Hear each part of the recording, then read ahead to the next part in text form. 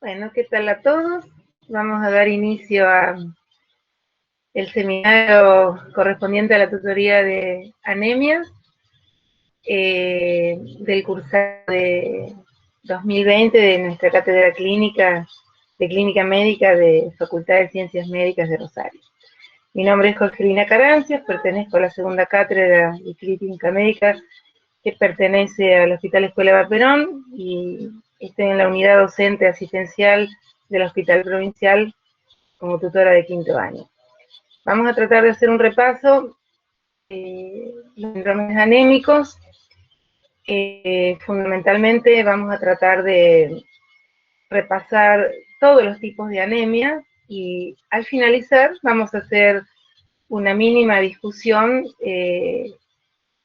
en referente al caso clínico que corresponde a la tutoría, como para ver si de todo lo que vimos en el pantallazo de anemias podemos sacar una conclusión al respecto de qué tenía nuestra paciente. Recordemos y actualicemos algunos conceptos. Recordemos que el síndrome anémico corresponde a la disminución de la hemoglobina en la mujer por debajo de 12 gramos por decilitro, en los hombres por debajo de 14 gramos por decilitro.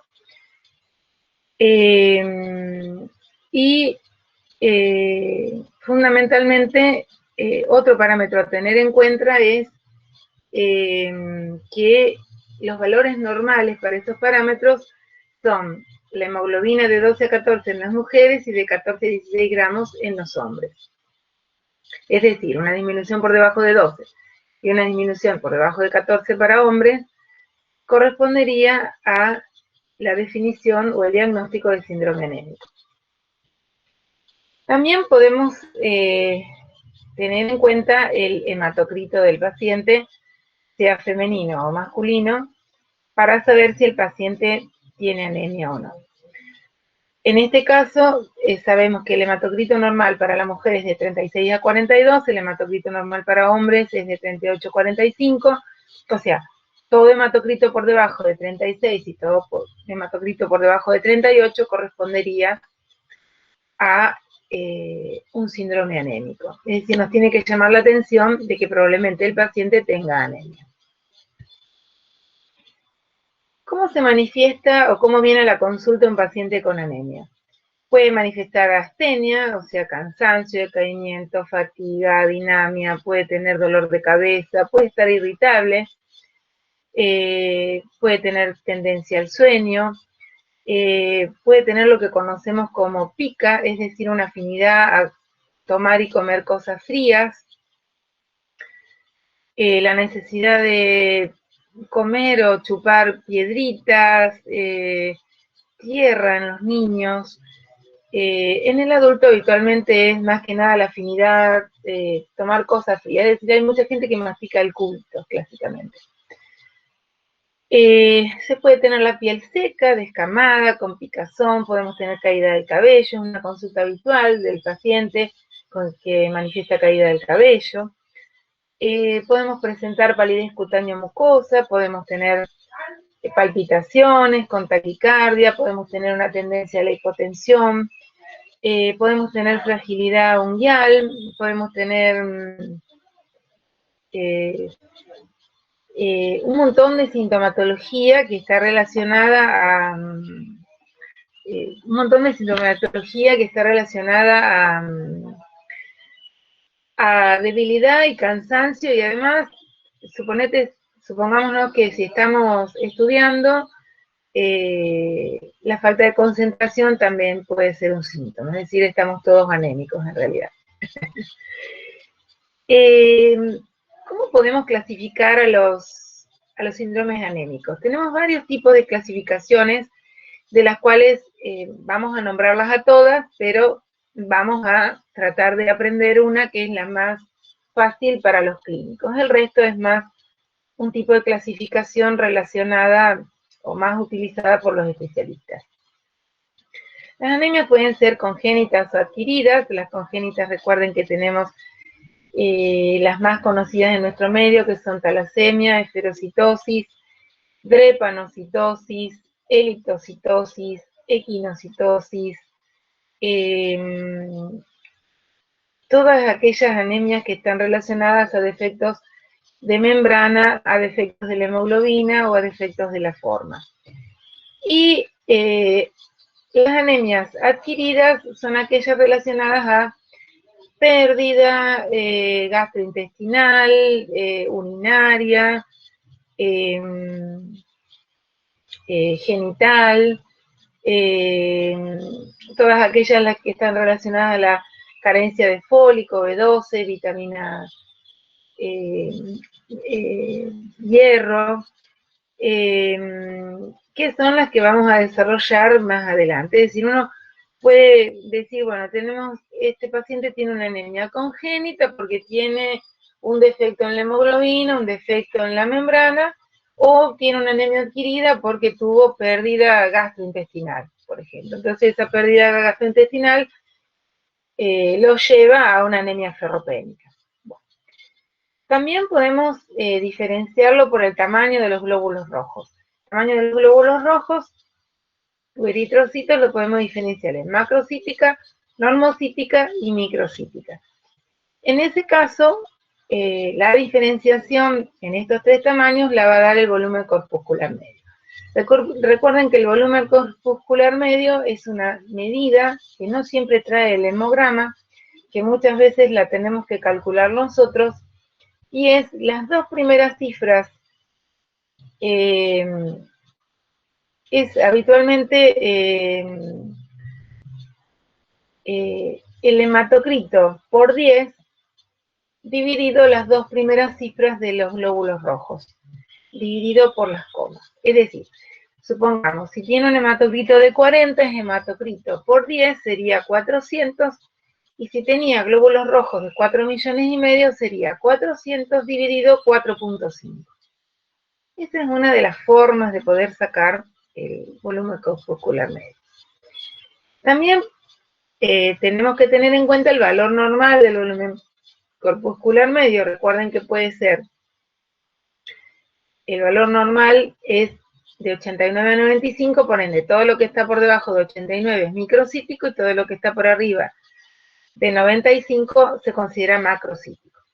También podemos dividirlas por el color de los eritrocitos, es decir, cuando miramos al microscopio, ver si tienen color normal o si tienen poco color. Entonces las podemos dividir en hipocrómicas o normocrómicas. No existe la anemia hipercrómica. En realidad, en algunos libros pueden llegar a encontrar hipercrómica como la esferocitosis. ¿Por qué? Porque la esferocitosis, que es un defecto de membrana, pierde el centro blanco característico del disco bicóncavo, entonces en realidad tiene más color que el glóbulo rojo tradicional. Pero en algunos libros pueden llegar a encontrarlo, pero no existe en realidad como categoría. También podemos dividirlo por el tipo de carencia que tiene, si tiene carencia de fólico, si tiene carencia de hierro, o si tiene carencia de B12.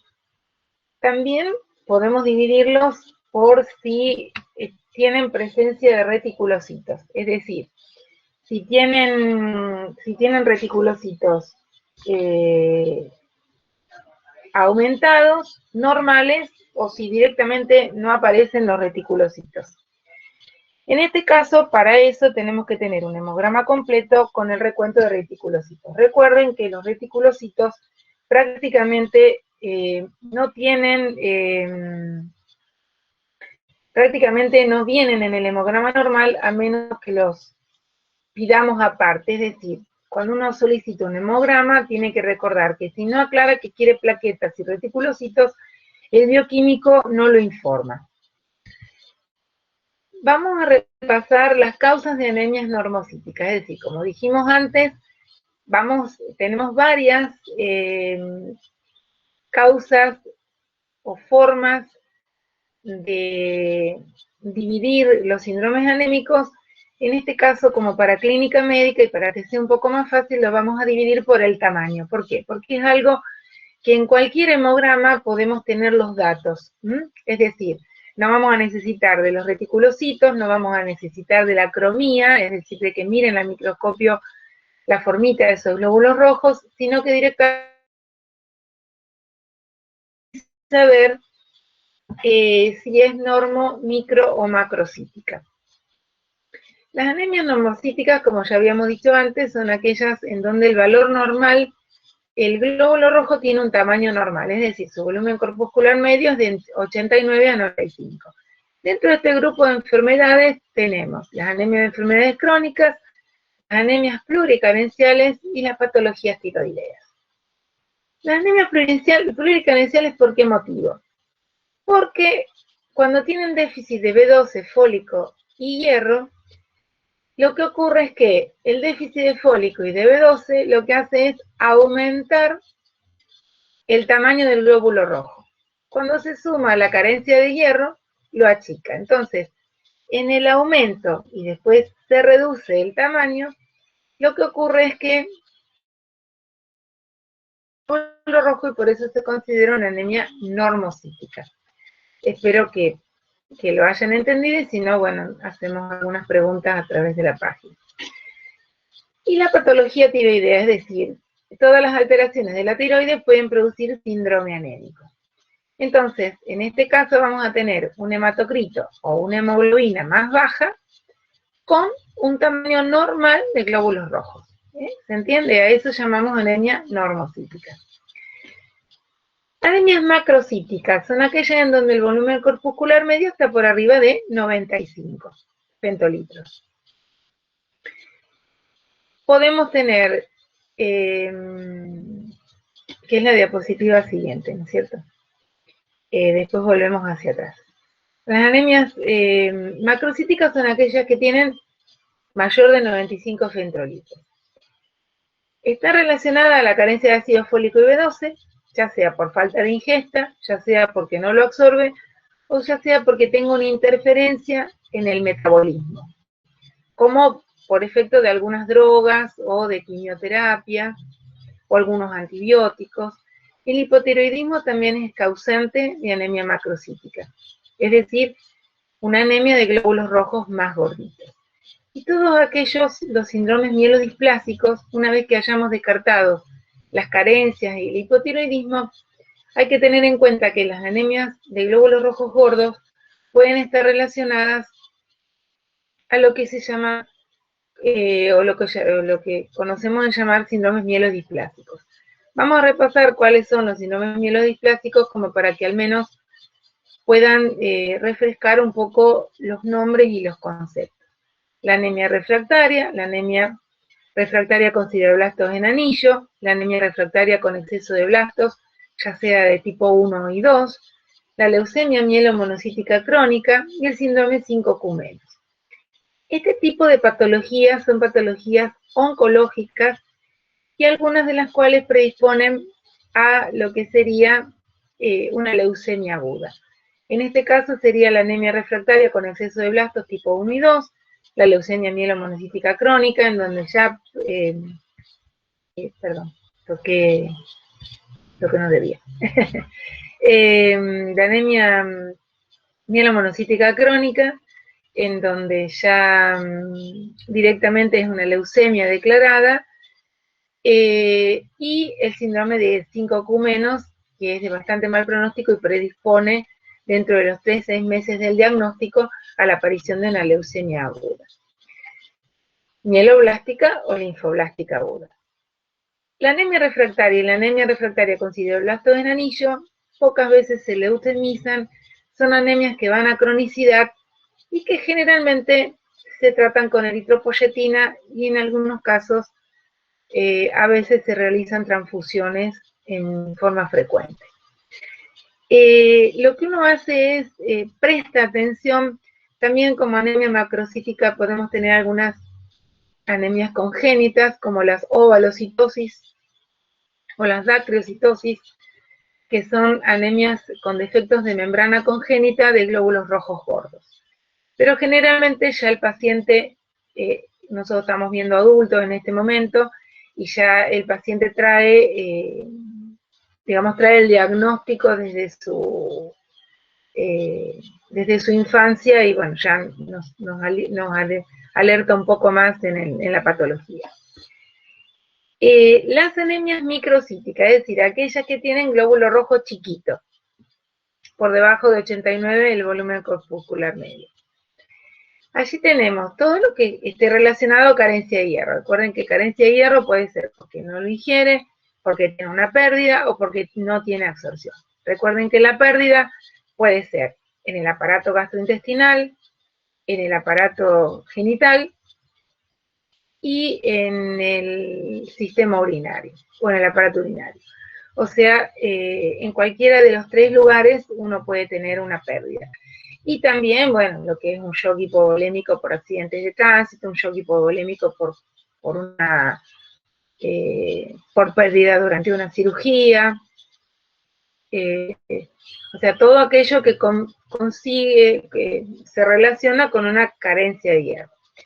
El alcoholismo también produce una anemia microcítica, no solamente el alcohol en sí, sino que porque el alcohol en realidad lo que tiene es gastritis crónica con pérdida gastrointestinal, hay poca ingesta, el paciente con etilismo crónico generalmente come menos, se desnutre y la mayoría de las veces tienen anemia pluricarencial. La intoxicación por plomo, el saturnismo, recuerden que todavía hay gente que trabaja en fábrica de baterías para autos, todavía lo que es pinturas ya prácticamente no contienen plomo y las pinturas para el pelo todavía sigue viniendo alguna que contiene un derivado de plomo, así que bueno, a veces hay alguna peluquera que tiñe sin guantes y que puede intoxicarse con plomo, que hay que tenerlo en cuenta cuando uno interroga a qué profesión se dedica.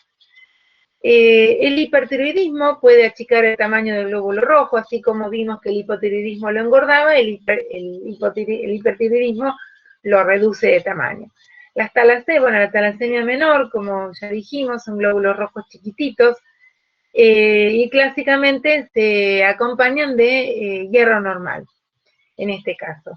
En ese caso, para hacer el diagnóstico, vamos a hacer el dosaje de hemoglobina A1, A2, hemoglobina fetal, y vamos a ver qué tipo de talasemia tenemos, si son alfa, betas, menor o mayor. La ferocitosis hereditaria, que hacemos el estudio de fragilidad osmótica, que es un defecto de membrana por alteración de la espectrina. Entonces, allí, como ya habíamos visto, el glóbulo rojo pierde su biconcavidad y lo que tiene es un tamaño redondo, y a la morfología microscópica se ve como más pintadito, digamos, con más color, pero en realidad no existe el glóbulo hipercrómico en realidad. La anemia de enfermedades crónicas, que también puede tener glóbulos rojos chicos, generalmente cursan con hierro normal o hierro intermedio, con una carencia que no tiene baja saturación, ya sea asociada a infecciones crónicas como la TBC, hongos o endocarditis. Cualquier tipo de infección crónica puede provocar anemia de enfermedades crónicas. Enfermedades reumatológicas como el lupus, la artritis reumatoidea, las enfermedades seronegativas, la enfermedad mixta del colágeno. Cualquier enfermedad autoinmune en realidad puede producir anemia de enfermedades crónicas. Cualquier patología oncológica como primera manifestación puede manifestarse como una anemia de enfermedad crónica. Repasado esto, tenemos que tener en cuenta qué herramientas de la metodología de estudio vamos a utilizar para poder llegar al diagnóstico. Lo más importante es que el hemograma sea completo. O sea, el hemograma debe contener plaquetas y debe contener reticulocitos. Les vuelvo a repetir, no siempre los contienen. Entonces, cuando uno hace el pedido, debe especificar hemograma con plaquetas y reticulocitos. Si no, solamente van a recibir glóbulos rojos, hematocrito y hemoglobina, glóbulos blancos y fórmula leucocitaria. No siempre con los índices hematimétricos, llámese concentración de la hemoglobina corpuscular media, volumen corpuscular medio, que no es algo que venga de rutina muchas veces, salvo que esté hecho por un contador automático y que solamente ponga la foto del contador automático. Vamos a pedir el estudio de hierro, que consiste en la sideremia, la transferrina, el porcentaje de saturación y la ferritina. Luego vamos a tratar de ver si tiene una pérdida digestiva, por ende vamos a pedir sangre oculta en materia fecal, parasitológico en materia fecal, e hisopado anal o test de Graham, como ustedes lo conozcan. La sangre oculta en materia fecal puede hacerse por técnica de hemoglobina directamente, que es sin dieta, o hacer la técnica de benzidina clásica con dieta. La dieta de 3 días, blanca, y luego a través de un reactivo se determina si tiene o no sangre oculta en materia fecal. Lo que sí, allí todo lo que tenga color rojo tiñe, entonces no es muy específico. Después vienen algunos test comerciales que uno puede comprar y le echa unas gotitas para ver si cambia de color la materia fecal en el domicilio. Le echa unas gotitas sobre la materia fecal sería, ¿no? Otra cosa que podemos pedir es el receptor soluble de la transferrina.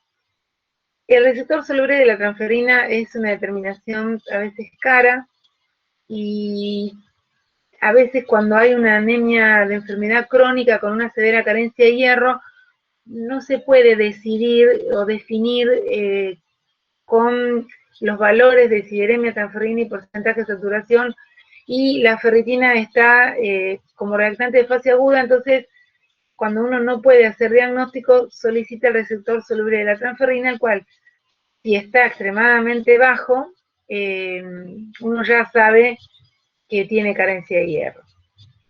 Entonces no tiene un error diagnóstico o una duda sobre, tiene hierro bajo, transferrina intermedia, saturación intermedia y tiene una ferritina de 500.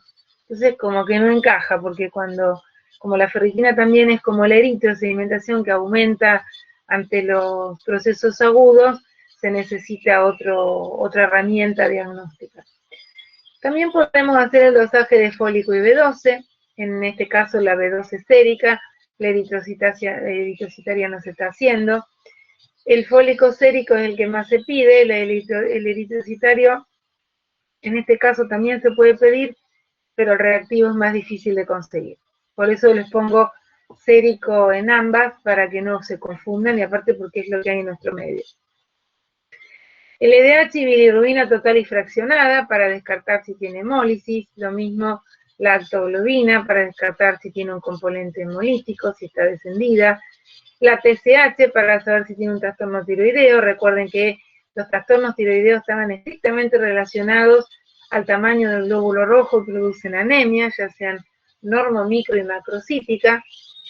La función renal y que contenga una orina completa. ¿Por qué? Porque no solamente para saber si tiene una insuficiencia renal crónica como patología de enfermedad crónica, o si en el sedimento de orina tenemos pérdida de hematíes, y en ese caso diríamos, bueno, tiene una pérdida renal crónica de hematíes que produce la carencia de hierro, ya sea por un tumor renal, por cálculos, por un tumor de vejiga, un tumor de los uréteres o uretra. Bueno, hay distintas causas de pérdida renal, o como ahora estuvieron viendo en las últimas tutorías, de síndrome nefrítico, en donde la pérdida crónica de hematíes a veces puede conducir a una anemia. La función hepática, porque como ya vimos, las hepatopatías crónicas podían producir anemias microcíticas y también puede producir anemias macrocíticas. Y el dosaje de epsidina. La epsidina es muy cara y sería como el receptor soluble de la transferrina, en donde nos permitiría saber si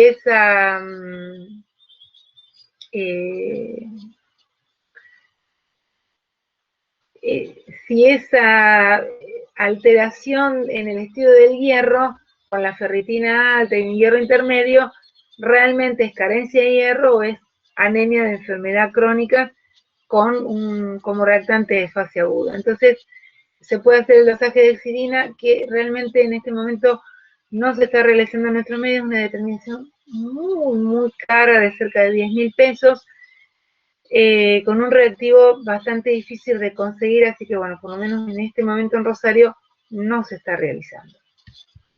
Pero sí tienen que conocer qué se hace porque la literatura lo nombra, igual que el receptor soluble de transferrina. ¿Qué otras herramientas diagnósticos podemos tener además de los elementos de laboratorio que nombramos? Una placa de tórax para ver si tenemos una masa mediastinal o una masa pulmonar o lesiones en los huesitos, pensando en una anemia asociada a un mieloma múltiple o pensando en una anemia asociada a una metástasis ósea. Entonces nos hace pensar si el paciente tiene una tumoración oculta, si tiene o no tiene cardiomegalia, para saber si el paciente tiene una insuficiencia cardíaca con un síndrome anémico, una ecografía abdominal para ver cómo está el tamaño del hígado y del vaso, también para ver cómo tiene el tamaño de la aorta, o si tiene líquido libre en cavidad. También podemos pensar que puede tener un hemoperitoneo por una tumoración. No estamos hablando de patología aguda, ¿no es cierto? Lo mismo la placa de tórax, el derrame pleural puede ser de tipo neoplásico hemático, o bueno, en forma aguda, ya sea puede ser una cuchillada o cualquier tipo de traumatismo torácico. Y en la ecografía abdominal, lo que sí tenemos podemos ver líquido libre, que puede ser sangre, pero bueno, si está el paciente que viene ambulatorio, puede ser de corte oncológico, no va a ser por un traumatismo, ¿no es cierto? Una ecografía pelviana, en el caso de las mujeres, para ver cómo está el útero, si tiene fibromas, si tiene algo en ovarios, en el caso de los hombres, ver cómo está la próstata y la vejiga. También en las mujeres vamos a mirar la vejiga, que no tenga algún pólipo. Y en el caso que no podamos determinar dónde está el origen, hacemos una interconsulta con hematología, que nos hará un frote de sangre periférica, es decir, mirar al microscopio el color y la forma de los glóbulos rojos. Se puede hacer una electroforesis de la hemoglobina para saber si realmente el paciente tiene una anemia de tipo genético, una cuantificación de hemoglobina sub 2, sub 1 y hemoglobina fetal, un test de fragilidad osmótica para ver si la pared del glóbulo rojo, la membrana del glóbulo rojo es firme. Recuerden que la ferocitosis hereditaria tiene una fragilidad osmótica totalmente diferente, o sea, no soporta grandes tensiones hasta que se rompe, así que la fragilidad osmótica no estaría presente, no se rompen fácilmente estos glóbulos rojos.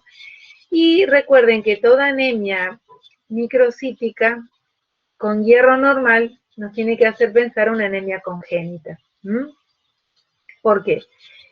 Porque lo más factible es que tenga o una eferocitosis o una talasemia, o si tiene hierro normal también puede ser una anemia de enfermedad crónica asociada a una tumoración o a una patología de tiroides. Si no podemos hacer el diagnóstico con nada de lo que tenemos externo, vamos a hacer una biopsia de médula ósea con una punción aspirativa de médula ósea, que serían las siglas BMO y PMO, o sea, biopsia de médula ósea, punción aspirativa de médula ósea, para descartar si la causa está dentro de lo que sería la médula ósea en sí, como causante de esa anemia. ¿Qué vamos a encontrar?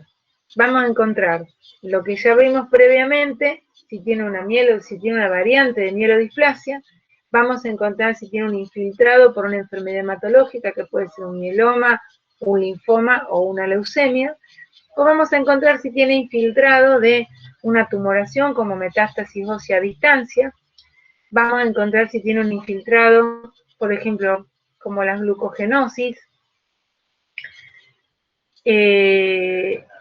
si tiene un infiltrado de células atípicas, si tiene una mastocitosis, si tiene una histiocytosis, o, como suele ocurrir en pacientes HIV, si tiene un infiltrado de, por ejemplo, hongos o parásitos o bacterias que hacen que ese infiltrado impida la salida de los glóbulos rojos y genere una anemia en sangre periférica.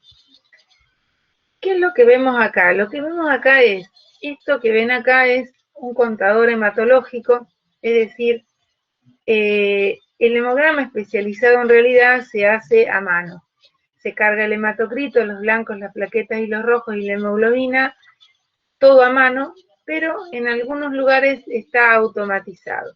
Este tipo de aparato se utiliza más que nada en laboratorios centrales para hacer muestras cada un minuto, ya que el cargado y la realización de un hemograma por hematología lleva 1 hora y media aproximadamente, cargado y contado a mano. Imagínense que en un laboratorio central, donde ven miles de muestras o cientos de muestras al día, bueno, utilizan este tipo de aparatos que lo que hace es estas curvas que después las vamos a ver más ampliadas, con lo cual te dice el tamaño del glóbulo. Pero en realidad lo que hace es un promedio. Estos son unos slides de algunos preparados periféricos para que vean la formita.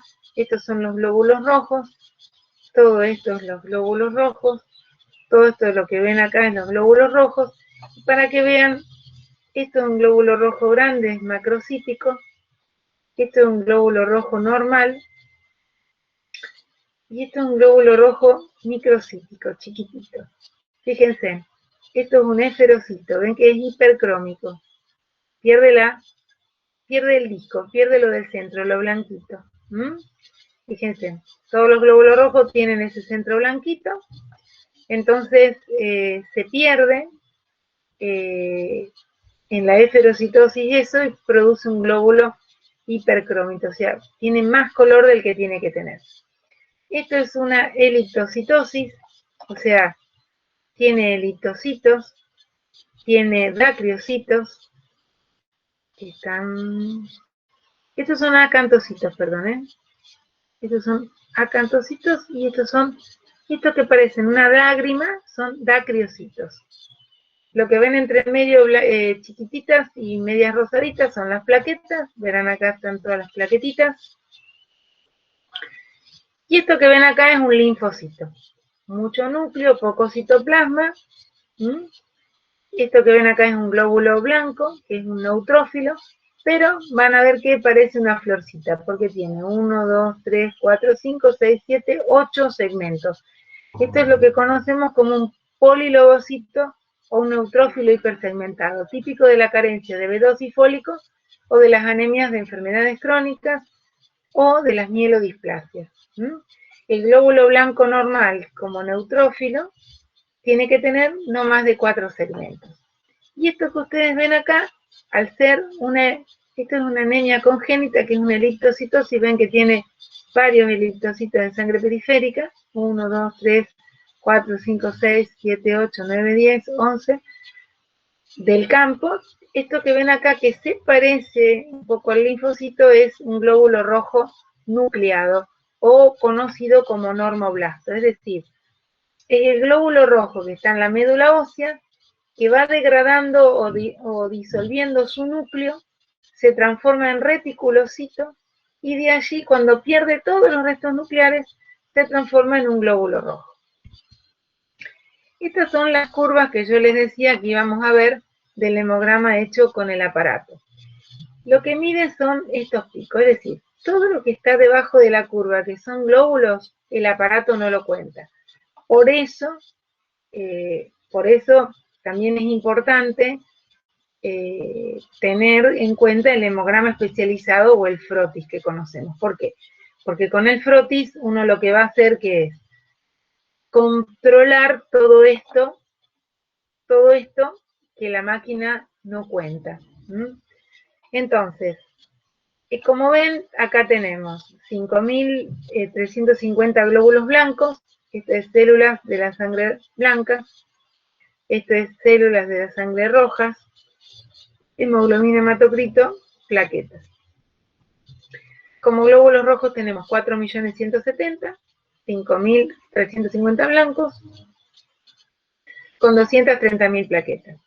Si ustedes ven, está la hemoglobina, que está en 12,9, el hematocrito en 37,1, y el volumen corpuscular medio en 89. Es decir, es un hemograma, lo que sería un hemograma normal. Entonces, como para que tengan en cuenta, estas manchas que ven acá arriba y que uno le llama la atención es la fórmula de los glóbulos blancos, es decir, la máquina a través de una luz láser lo que hace es mira, pasa a través de la célula y se fija si tiene o no tiene núcleo y le mide el tamaño. No sabe si es un neutrófilo, si es un eosinófilo, pero sabe por la cantidad, está programada por la cantidad de núcleos, de segmentos del núcleo y por la cantidad de gránulos que tiene el citoplasma. Entonces te dice si son neutrófilos, eosinófilos, basófilos. Pero muchas veces, que es lo que suele pasar, el ser humano tiene modificaciones. Entonces, en ese caso, las modificaciones que uno ve, ¿cuáles son? Polisegmentación, aumento de los gránulos, entonces el aparato no los cuenta porque no los puede definir.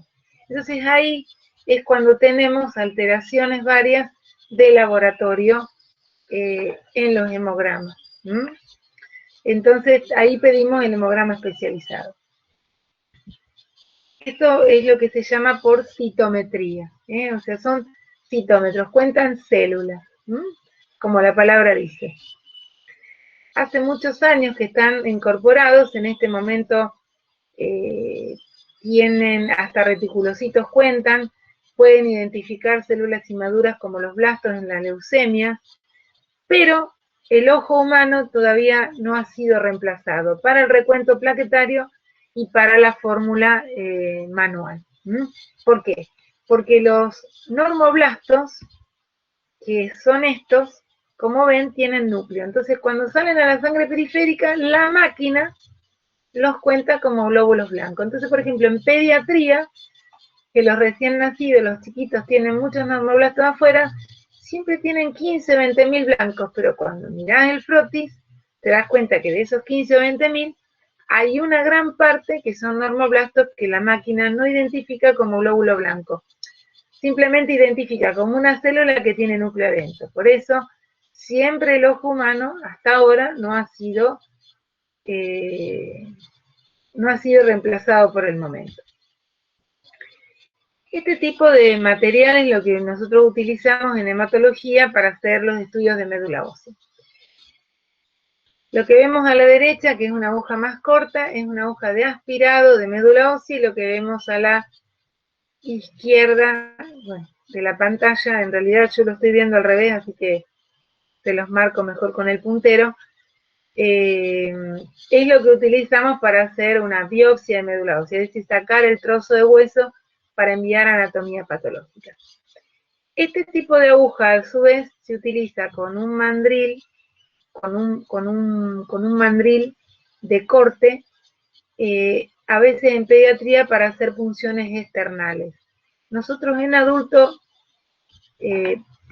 las punciones externales no las hacemos, están ya hace muchos años que no se utilizan por el riesgo de perforación del esternón y a veces podía producir muerte súbita, y aparte el paciente siente mucho temor al estar instrumentándolo en su tórax.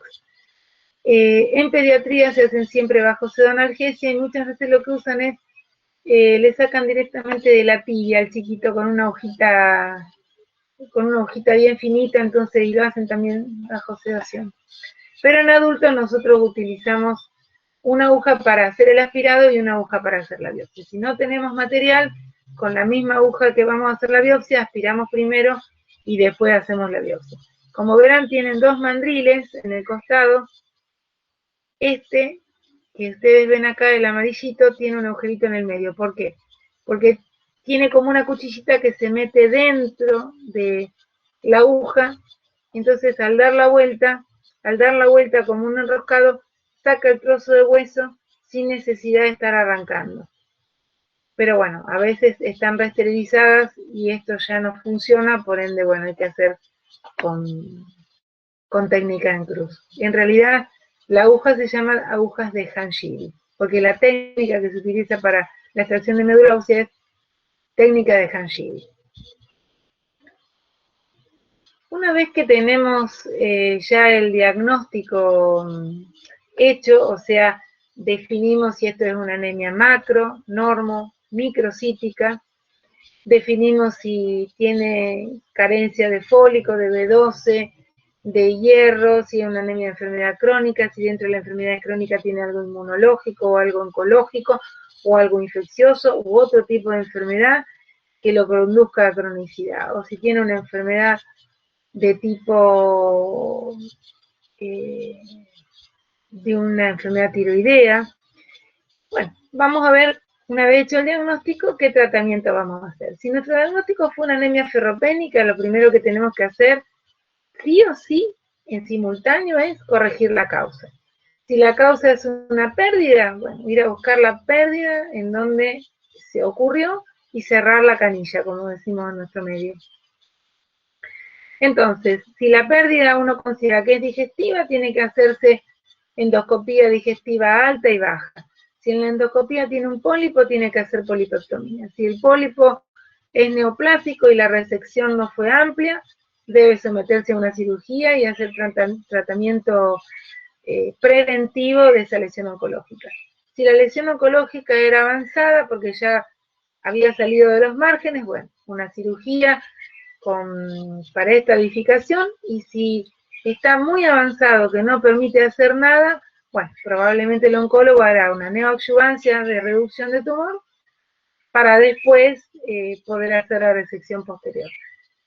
Y después, y en simultáneo, corregiremos la causa. Después, si la paciente es una mujer y menstrua abundante, bueno, hay que buscar si es hormonal o si es producto de un fibroma o si es producto de que tiene un endometrio engrosado o si tiene quistes de ovario. Cualquiera de esas opciones le vamos a tener que hacer tratamiento, porque si uno le da hierro pero no le trata la canilla abierta, estamos en la misma.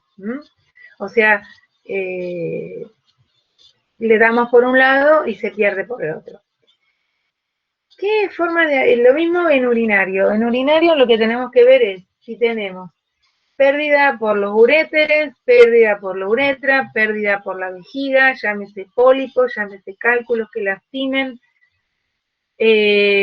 llámese tumoraciones renales, cálculos en el riñón, que los cálculos coraliformes muchas veces tienen mucha pérdida de hematíes, hipercalciuria idiopática, que también es causa exceso de calcio en la orina, ¿no es cierto? También es causa de pérdida de hematíes crónicas con carencia de hierro. Lo otro que también hay que tener en cuenta es los síndromes, las glomerulonefritis con el síndrome nefrítico, que también son causa de pérdida renal de hematíes, que a veces es muy crónico, no se da cuenta el paciente, y produce una carencia de hierro crónica. En base a lo que el paciente tenga, ahí vamos a definir qué tratamiento vamos a elegir. Si el paciente tiene una patología digestiva que sabemos que no va a absorber, llámese también, no lo nombramos, un síndrome malabsortivo, como ser una enfermedad celíaca o sus variantes, intolerancia al gluten o alergia al trigo, depende, cualquiera de ellas que tenga, probablemente como siempre atacan la segunda porción del duodeno, la mayoría de las veces, que es donde se absorbe el hierro, la mayoría de las veces vamos a tener carencia de hierro severa. Entonces, lo que vamos a hacer es, vamos a elegir la forma farmacéutica. Si nosotros sabemos que el paciente tiene una pérdida y no va a absorber, generalmente el vía oral no sería la forma farmacéutica indicada. Elegiremos una vía intramuscular o una vía endovenosa. ¿Qué pasa con la vía intramuscular? Tenemos que tener en cuenta que no tenga un trastorno de coagulación o que no esté anticoagulado. Muchos pacientes están anticoagulados en forma crónica por una fibrilación auricular o, por ejemplo, tienen una coagulopatía como un von Willebrand o una hemofilia, pero que también pueden llegar a tener tranquilamente carencia de hierro, porque bueno, a veces tienen pérdida digestiva oculta, o tienen plaquetopenia, por ejemplo en los pluricarenciales como los etilistas que tienen carencia de hierro, fólico y B12, muchas veces le tenés que aportar y tienen plaquetopenia. Entonces la intramuscular muchas veces está contraindicada por debajo de 50.000. Entonces, lo que vamos a utilizar allí es la vía endovenosa. Entonces, siempre hay que tener en cuenta, antes de definir qué diagnóstico le vamos a dar, qué tratamiento, perdón, le vamos a dar, qué diagnóstico tiene nuestro paciente. ¿Por qué? Porque si tiene pérdida digestiva y la lesión está en estómago y en duodeno, recuerden que el hierro que le damos puede producir gastritis y úlcera gástrica. Entonces, si el paciente ya tiene una lesión, darle por boca sería atizar más el fuego, hablando en criollo. Y entonces, en ese caso, lo que vamos a utilizar son otras opciones terapéuticas. Si el paciente, por ejemplo, si la paciente tiene que ser una anemia ferropénica y no manifiesta síntomas digestivos por pérdida, por una menstruación abundante, bueno, vamos a elegir formas farmacéuticas orales, como ser hierro elemental, fumarato ferroso, polimaltosato o sulfato ferroso. Cualquiera de ellas, y están en orden, yo no se les di en orden, pero están en orden sí en la página, en la diapositiva, tienen de mayor, sería de mayor a menor tolerancia digestiva y de mayor absorción a menor absorción. ¿Por qué? Porque el polimaltosato es fantástico en cuanto a la tolerancia digestiva, no da dolor de panza, no da diarrea, no tiene prácticamente sintomatología, pero la cantidad de hierro elemental que entrega es poca. Otra forma farmacéutica es el fumarato ferroso, que también tiene muy buena tolerancia desde el punto de vista bioral, pero entrega la mitad de hierro elemental.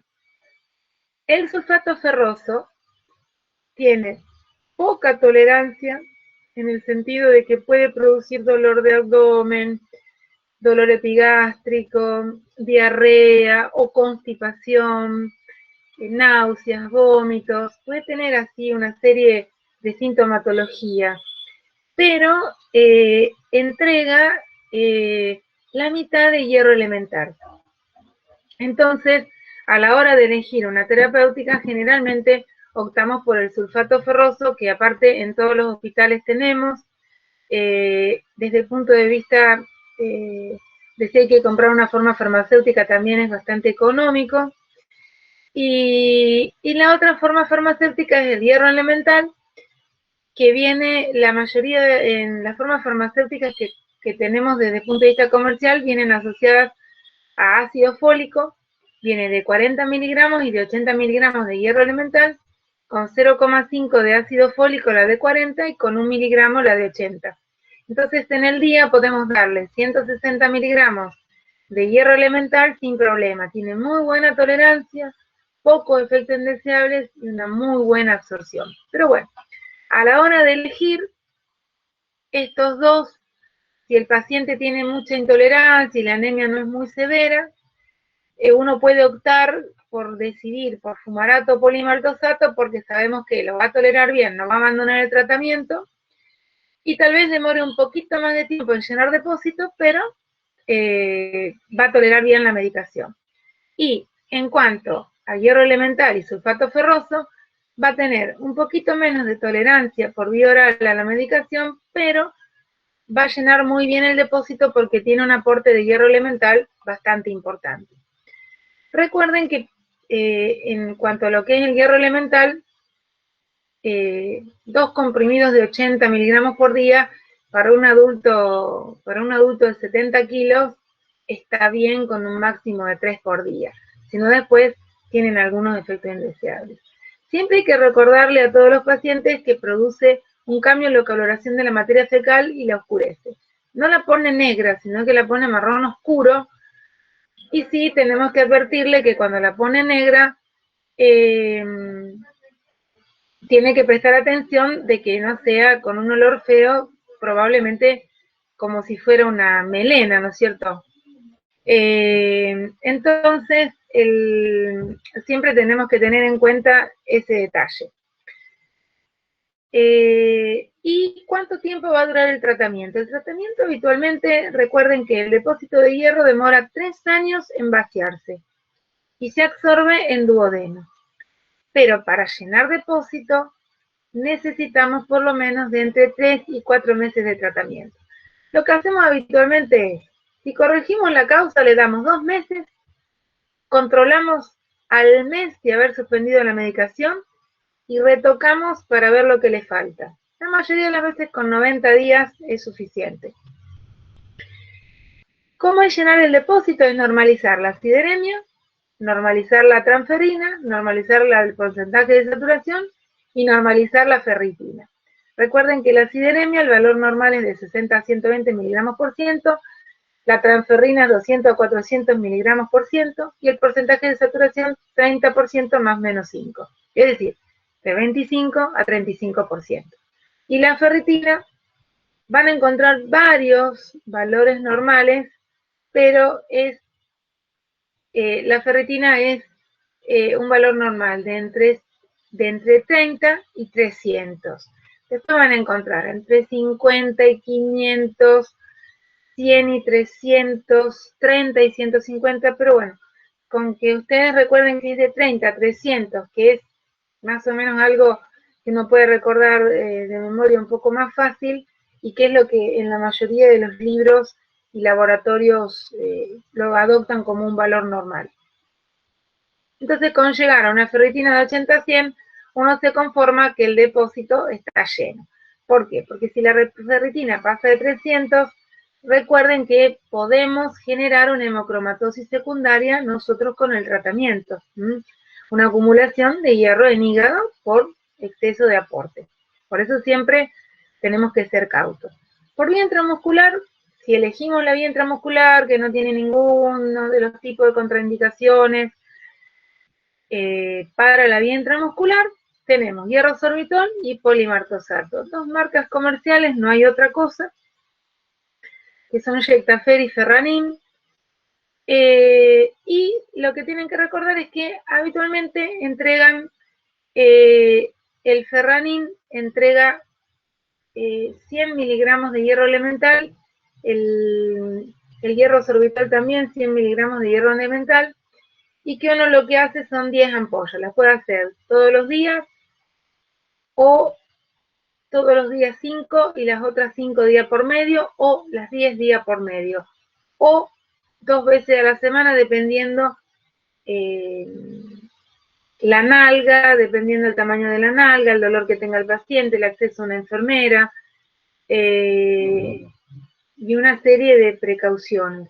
Tienen que recordar que cuando utilizan el hierro por vía intramuscular, lo que hay que tener en cuenta es que el paciente debe tener suficiente músculo para inyectar. Si el paciente es muy delgado, no es la forma farmacéutica que uno elegiría. Si el paciente es muy gordo, tiene que tener una aguja profunda para que no quede en el tejido celular subcutáneo, porque si queda en el celular subcutáneo y es muy gordito el pacientito, puede dejarle un tatuaje. Recuerden que la indicación a la enfermera para que no tenga tatuaje tiene que ser correr la piel, cambiar la aguja de aplicación, y de esa manera cuando inyecta la aguja está limpia, y la fístula que se produce al pinchar, cuando la piel vuelve a su lugar normal, o sea, el lugar donde uno corre la piel, inyecta con la aguja limpia, saca, masajea, y la piel cuando vuelve corta la fístula, y al cortar la fístula, eso lo que hace es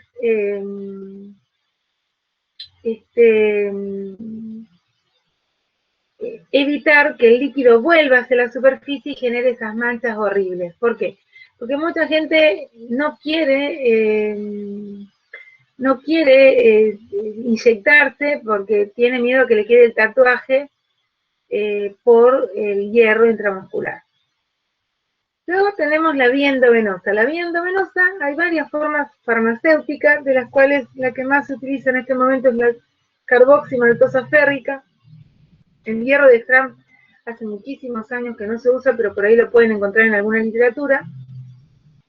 Y el hierro sacarato se utiliza mucho más en centros de diálisis porque hay que hacerlo prácticamente a diario o trisemanal. En cambio, la carboximaltosa férrica se puede hacer una vez al mes o una vez por semana o cada 15, y tiene una y se pasa en forma fácil y no hay que hacer la prueba, no hay que hacer el testeo terapéutico de si tiene o no tolerancia, como es con el hierro sacarato. Vienen ampollas de 500 miligramos, se hace habitualmente 1 gramo directamente, 500 miligramos por semana o 1 gramo en una dosis única. Si uno me pregunta qué se prefiere hacer 500 miligramos, esperar el control y después hacer los otros 500, porque llena bastante bien depósitos para no pasarnos, si no las ferritinas están arriba de 1000. Y en el hierro sacarato las ampollas vienen de 100, la carboximaltosa viene en frasco ampolla y el hierro sacarato viene en ampolla. Y vienen de 100 miligramos. Y lo que se hace es, se diluye en suero fisiológico, cualquiera de las dos formas farmacéuticas, a pasar en 1 hora. ¿Qué precauciones le tenemos que dar a la enfermera cuando como médicos le damos la indicación? Debe lavar la vía con 50 o 100 de fisiológico para evitar el tatuaje posterior a la administración, porque cuando vuelve la medicación por la vena, puede salirse y en esa salida puede producir un tatuaje o la marca de la vena que queda, después no sale eso, hay que hacer un tratamiento con láser, todo un tema.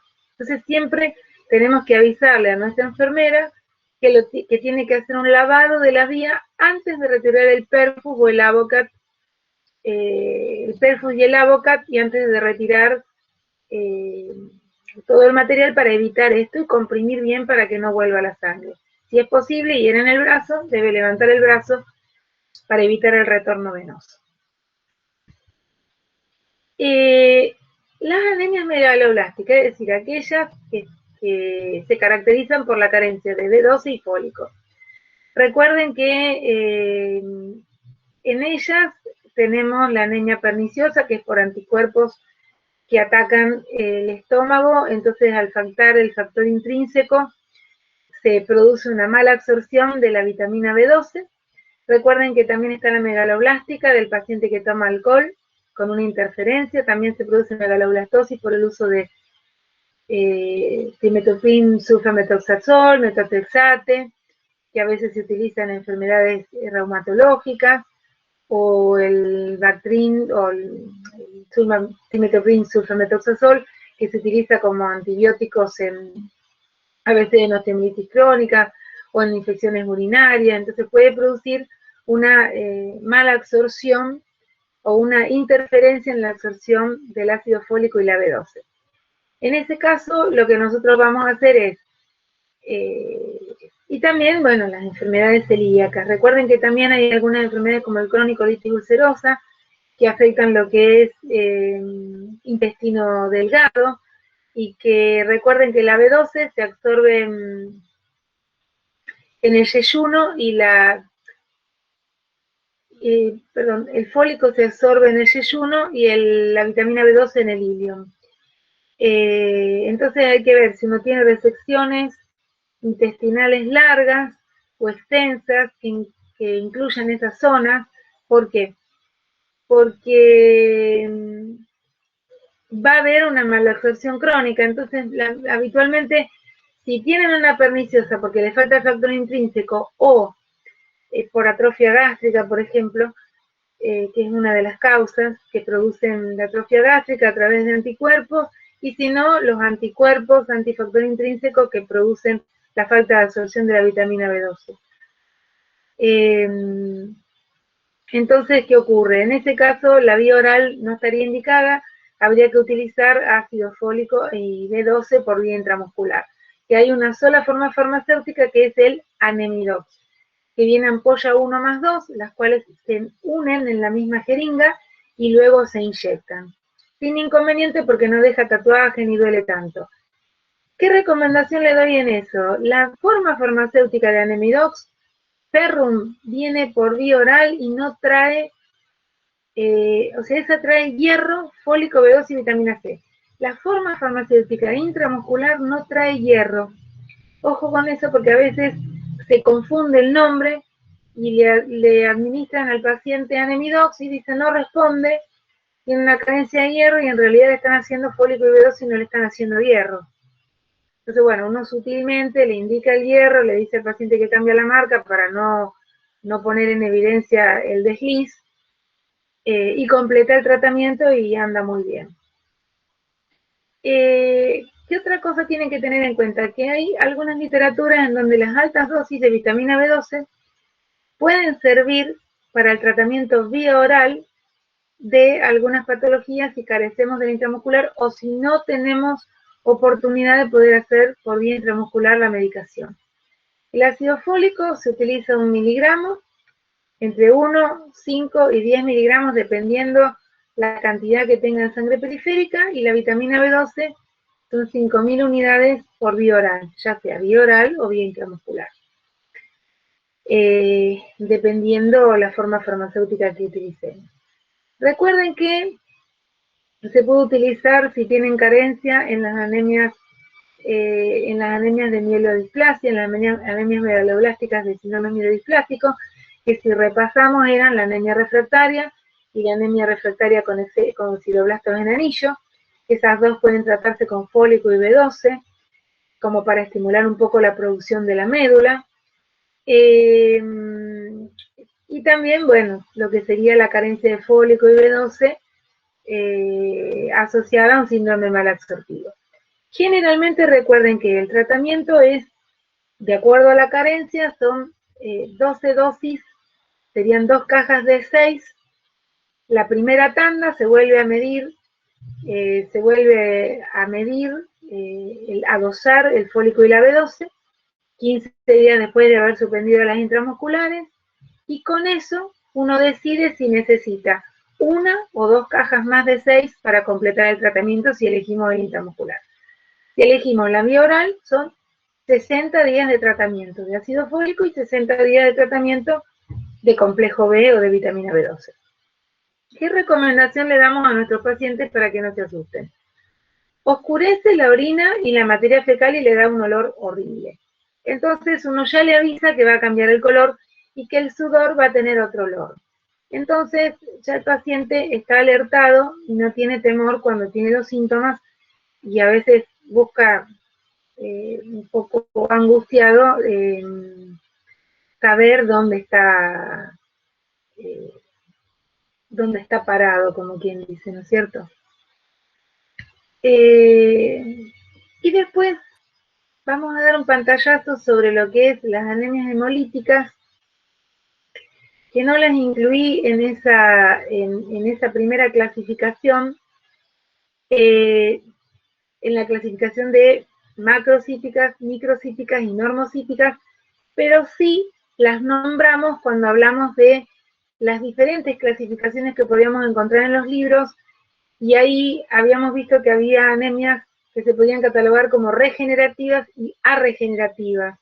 Bueno, estas son las regenerativas, porque tienen mucha cantidad de reticulocitos, que sería el glóbulo rojo recién nacido.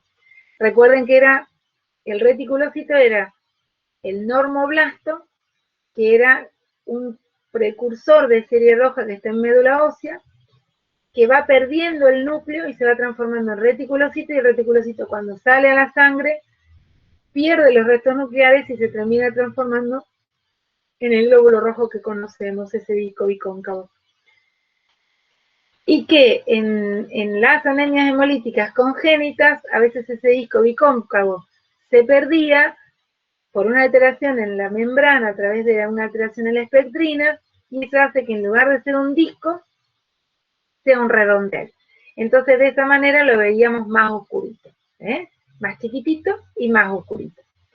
Entonces, las anemias hemolíticas, ustedes tienen que recordar que tenemos anemias congénitas y adquiridas. Las congénitas, lo que hablamos recién, todas las anemias hemolíticas congénitas que conocemos, que son la talasemia, la esferocitosis, la electrocitosis, la dactiocitosis, la acantocitosis, la equinocitosis, la drepanocitosis, o sea, todo tipo de anemias genéticas que son crónicas y que algunas de ellas deben tratarse desde la infancia con esplenectomía y transfusiones, y en algunos casos a veces pueden necesitar trasplante de médula ósea, como la de Diamond Blackman. Esas se tratan básicamente con ácido fólico, ácido fólico entre 1 y 10 miligramos, dependiendo del dosaje en sangre. Algunos son sometidos a esplenectomía, otros a transfusiones, con el riesgo de producir una hemocromatosis secundaria y sensibilización por anticuerpos. Y algunas pueden someterse a un trasplante de médula ósea si tienen un donante compatible.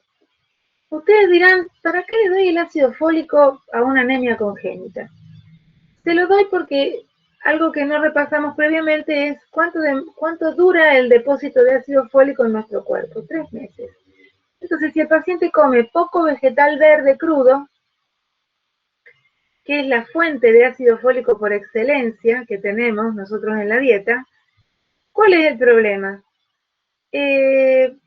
No le queda depósito y destruye tanto y produce tanto simultáneamente, el glóbulo rojo tiene una vida media tan corta que en realidad lo que necesita que es siempre un aporte porque se queda corto. ¿Bien? O sea, el fólico y la B12 en estos pacientes siempre se queda corto. La B12 tiene una vida media, el depósito de un tiempo de duración del depósito en nuestro cuerpo de 6 meses. Recuerden que el hierro era de 3 años, se demora 3 años en vaciarse el depósito, así que fíjense en lo crónico que es, a menos que sea una pérdida aguda. Entonces uno siempre sospecha que cuando cae mucho el hierro rápido, bueno, estará perdiendo activamente, ¿no es cierto? Si no, demora bastante en vaciarse. Y las anemias hemolíticas adquiridas son las anemias hemolíticas autoinmunes, asociadas o no a una enfermedad autoinmune como el lupus y la artritis reumatoidea, o aquellas que se adquieren por parásitos como el paludismo o por enfermedades virales como la fiebre amarilla, o bueno, como ahora el COVID-19, que también puede producir anemia hemolítica, y a su vez se adquiere también por anticuerpos calientes y anticuerpos fríos, que son las denominadas autoinmunes. Una salvedad que les voy a hacer, que tal vez lo lean en la literatura cuando vayan a revisar anemias congénitas, es que todo lo que es ferocitosis y talasemia fueron mutaciones y alteraciones que se produjeron hace muchos años para permitir que a los humanos que vivían sobre la costa del Mediterráneo, ya sea desde África o desde Europa, que cuando eran atacados por enfermedades como el paludismo y la fiebre amarilla, o dengue o demás, no murieran por la hemólisis masiva que producían.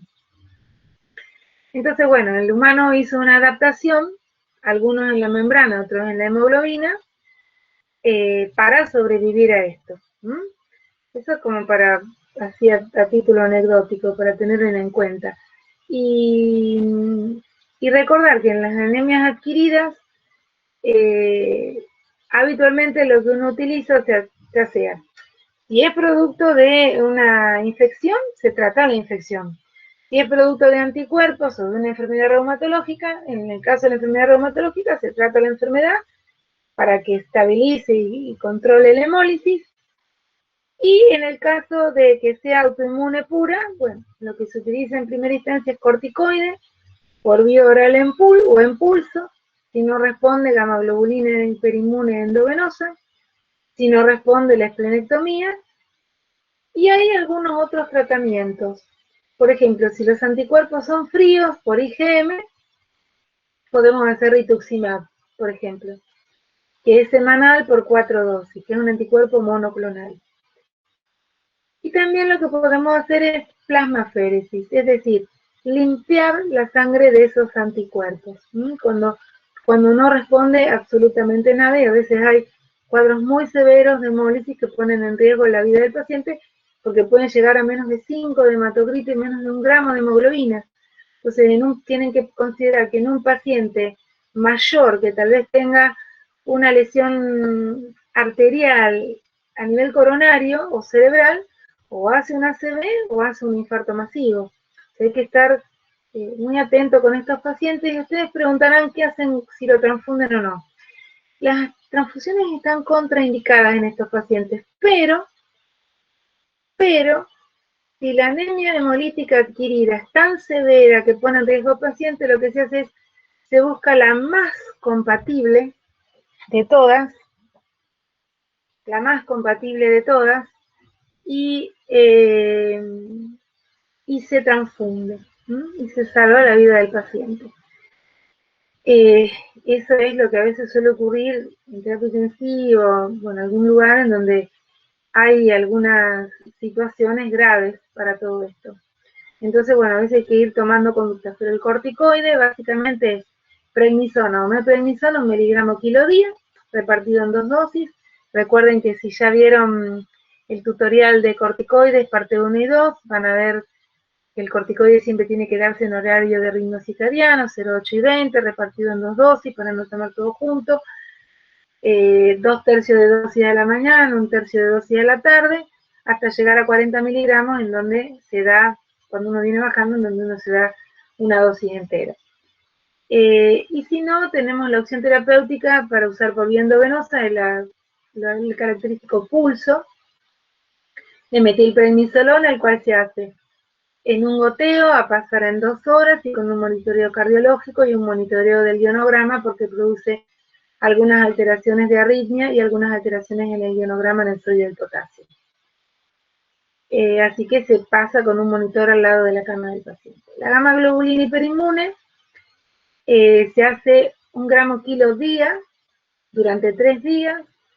También es una medicación que lleva algunos recaudos para administrar, como ser la premedicación para evitar los efectos indeseables, con difeniligamina, paracetamol y alguna hidrocortisona.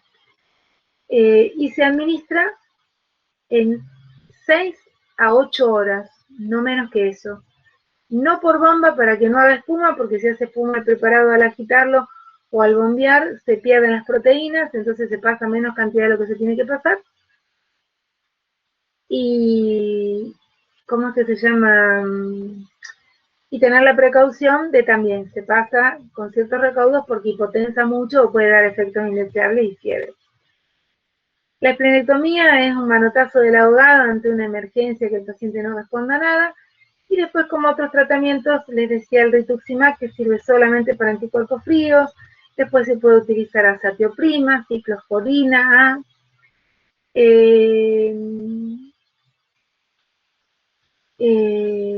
Se puede utilizar en algunos casos metotrexate como inmunosupresor, hidroxicloroquina como inmunosupresor o inmunomodulador, mejor dicho.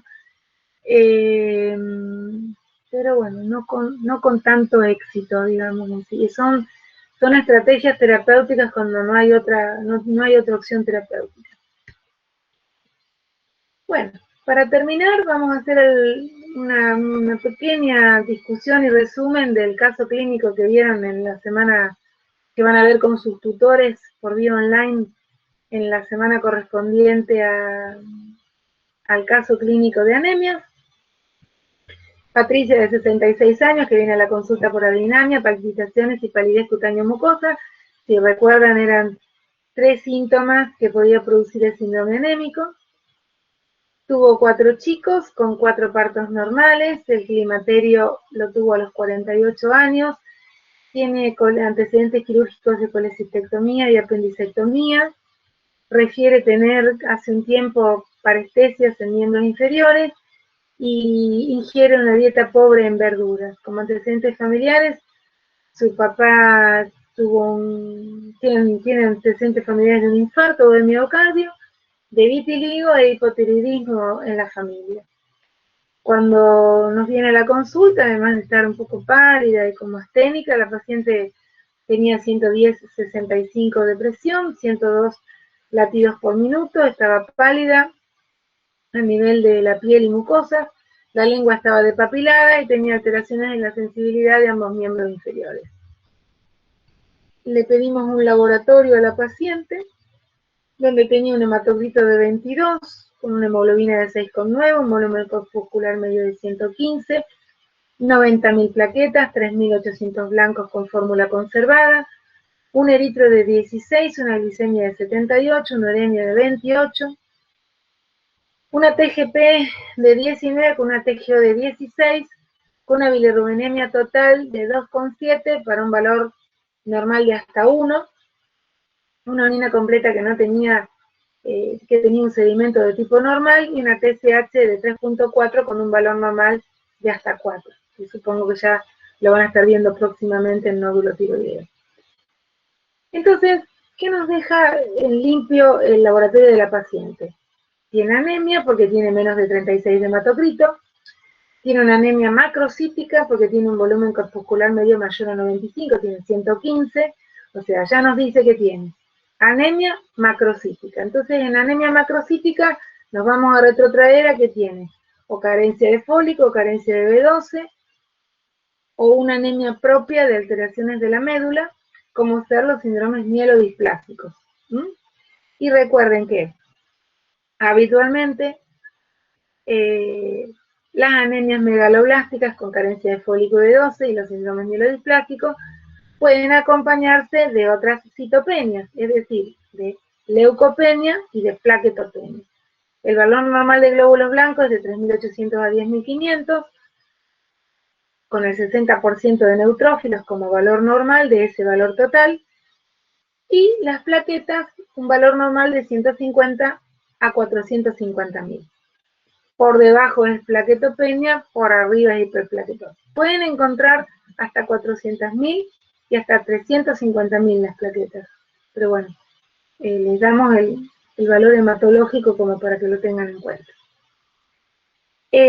No tiene diabetes, la función renal está conservada, la función hepática está conservada.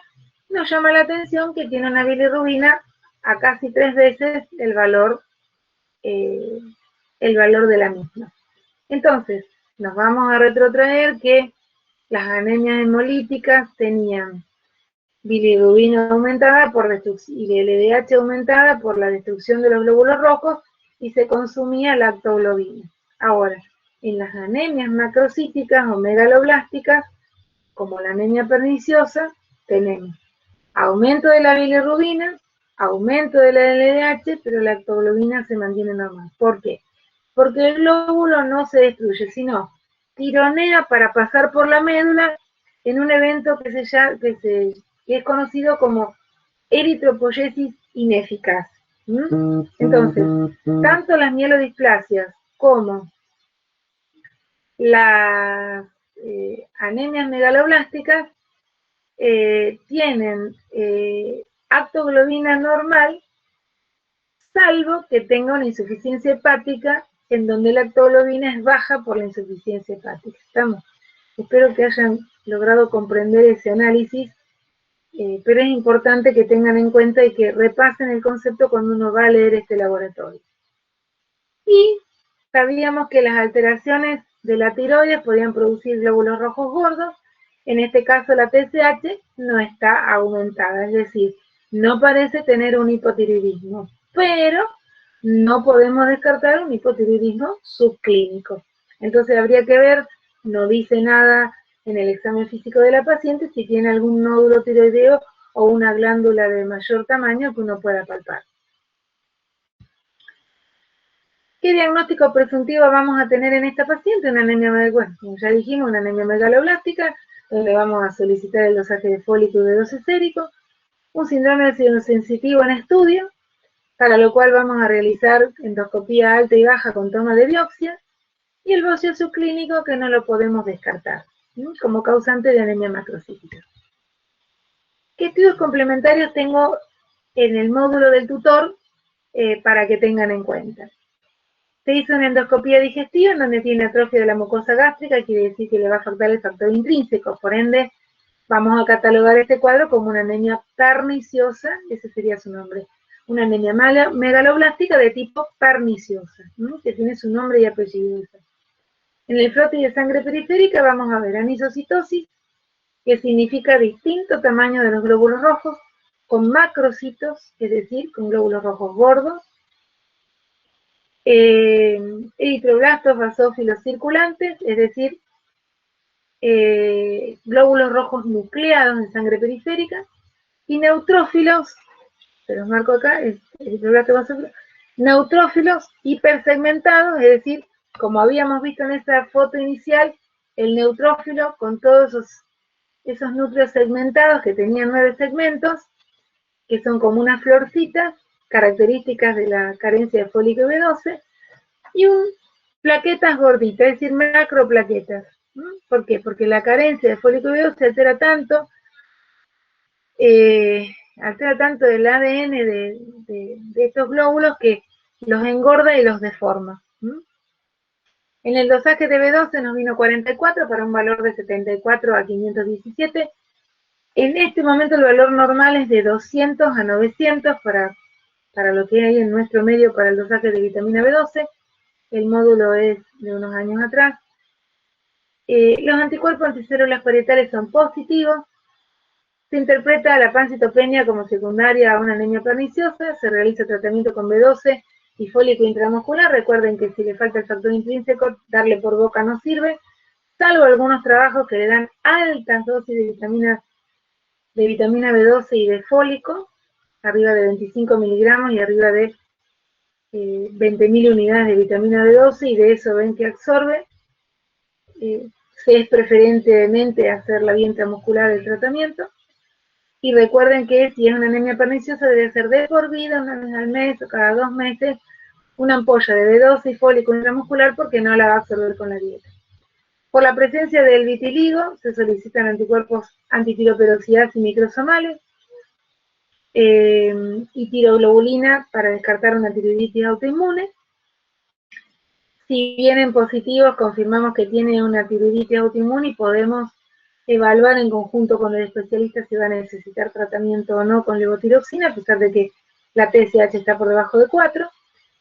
Siempre por ahí es ser cauto antes de iniciar el tratamiento en eso, y de no responder a la B12 y el fólico, sospechando que además de la anemia perniciosa pueda llegar a tener un síndrome mielodisplásico, se debe planear en esto una biopsia de médula ósea, porque puede ser una anemia refractaria o refractaria con sideroblastos en anillo, que puede tener la conjunción de las dos cosas, es decir, corrige una parte con el fólico y la B12 y queda ahí en el medio. Entonces, si queda en el medio y no lo corrigió completo, hay que sospechar que la médula también está afectada. Bueno, muchas gracias. Espero no haber sido demasiado rápido y que se haya podido entender. El síndrome anémico es muy extenso, muy largo, y en realidad mi idea fue que pudieran repasar un poco todas las anemias y no solamente anemia megaloblástica con anemia perniciosa, que era lo que solicita la UABP. Bueno, un beso grande y hasta pronto.